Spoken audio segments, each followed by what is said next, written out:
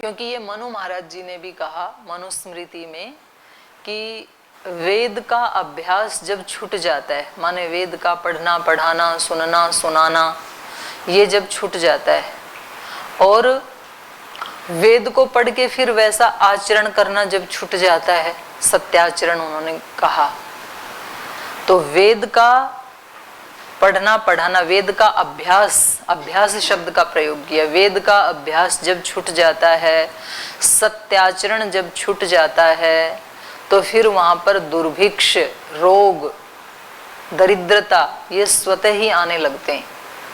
तो कभी भी ज्ञान में बाधा नहीं आनी चाहिए। वेद मतलब ज्ञान, ज्ञान तो परमात्मा का ही है।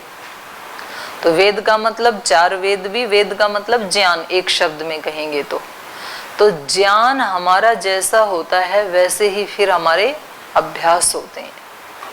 हमारा ज्ञान ये है कि थोड़ा सा टाइम मिले तो मैं 10 मिनट की नींद ले लूं, तो मतलब सुख कहाँ है इस व्यक्ति के लिए? नींद में।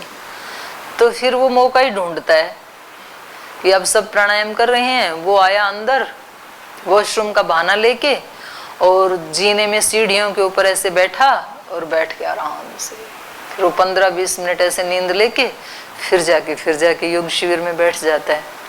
तो उसको सुख कहाँ दिखाई दे रहा है? नींद लेने में। बोले वहां बैठ के ये बातें रोज सुनते हैं तो नींद आ रही है, तो सुख कहाँ है? नींद में। तो जैसा उस व्यक्ति का ज्ञान है वैसी वो क्रिया कर रहा है।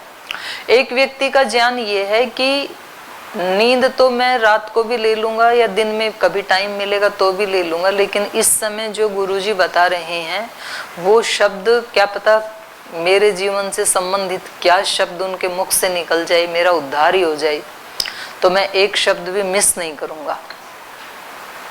तो उसको नींद भी आएगी ना, तो वो पानी के छींटे मार करके वहीं बैठेगा। जैसे महर्षि दयानंद, नींद आ रही थी, सब सो गए शिवरात्रि का जागरण करते करते, लेकिन उन्होंने क्या सुना था कि शिवरात्रि को जागरण करते हैं तो भगवान शिव दर्शन देते हैं।